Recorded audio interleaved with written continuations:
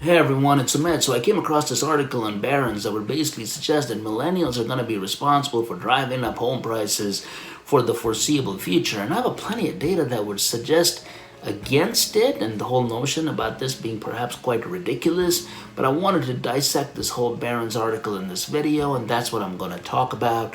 But before I get too far into it, don't forget to smash that like button for the YouTube algorithm, subscribe to the channel, ring that notification bell, and let's get into it. So the article, the basic premise or the punchline of the article is to suggest that millennials are going to continue to drive up the prices of homes due to shrinking debt, expanding wealth, growing families, and of course low interest rates. The article would also suggest that millennials are basically making up about 22% of the US population, and they're comprising about 36% of the workforce. The article is also suggesting that lots of millennials are basically arriving at their peak earning years because they're kind of getting to that 40-year-old type of range. The article thus says that since a lot of these millennials are basically arriving at these types of ages and they're hitting this type of peak earning years, there's going to be a significant amount of demand when it comes to these homes, which is basically going to shoot up prices. The article does briefly talk about student loan debt as well, okay? And the article does suggest that a lot of this millennial group basically have a significant amount of student loan debt, and suggests that millennials in their 20s basically have a median student loan debt of right around $22,953.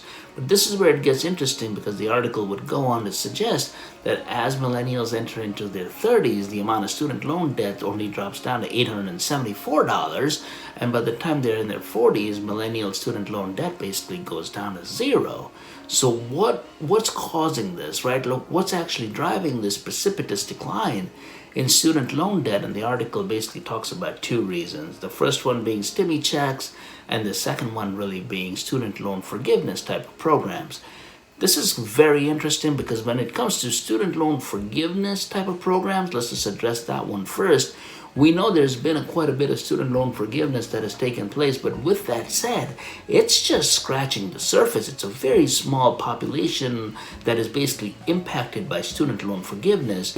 And when it comes to stimmy checks, the article would basically suggest that millennials received over $350 million in stimmy checks, but goes on to sort of contradict itself by basically saying that this particular generation has a median net worth of $91,300. The reason why I'm suggesting that it's a bit of a contradiction is because when it comes to stimmy checks, it's not going to the most affluent type of people. It's going to people that actually, generally speaking, would need those types of funds.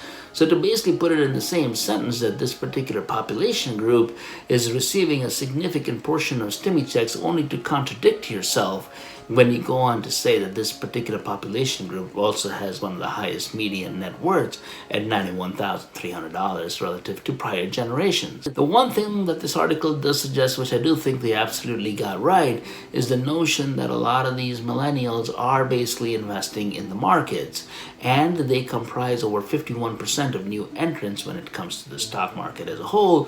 Because one thing that we do know, based on a lot of data that is out there, is the one way to effectively create a lot of net worth is by entering into this investing game and investing into assets that can produce more assets for you. After the whole financial aspect, the article then starts talking about demographic shifts as it comes to this particular population group as well, and it's effectively suggesting that a lot of these millennials are basically getting married, they're having kids, and once you're married and have kids, it usually is a critical or a compelling driver for people to start looking for homes. And since they're suggesting that millennials are arriving at that particular age group, it's going to create some level of inherent tailwinds towards the housing market, which is going to continue to increase demand, which will therefore continue to increase the prices when it comes to these homes. The last thing, and I'll just gloss over this for now, but the article also talks about low mortgage rates and how low mortgage rates, which have been very low for the last several years here,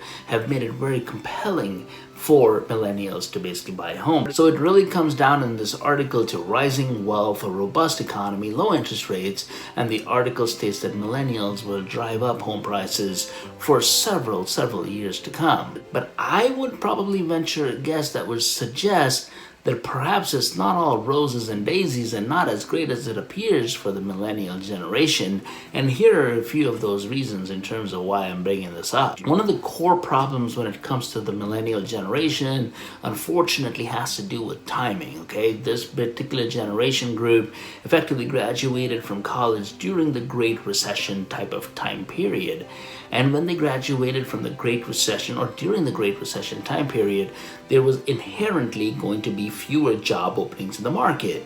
So this group of individuals basically took on jobs that they were not necessarily trained for, or that they did not necessarily have an interest in. So that already by default sets themselves up in a bit of a disadvantageous situation relative to prior generations.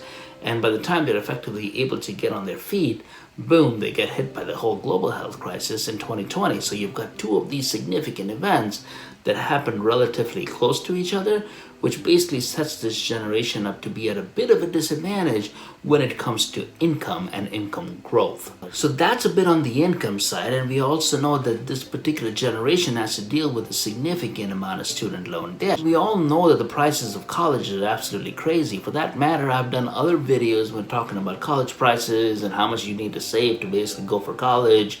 Definitely go ahead and check those videos out. I'll include a link for it up above as well as in the description below. And what about this whole notion about millennials getting married and having kids and that creating a compelling opportunity to basically buy a home? Because there's plenty of data that would basically suggest that millennials are definitely thinking twice when it comes to the whole marrying proposition in the first place. But with that said, they are getting married a whole lot later in their lives, and they're having kids due to that even later in their lives. And then there's the whole piece around mortgage rates as well. The article is basically suggesting with mortgage rates being so low, it'll effectively create a tailwind for millennials to go out and buy more homes. But with that said, we do know that mortgage rates are going to be bumping up in the not too distant future. They're already on the rise for that matter, and the 30-year mortgage has already crossed over 3%.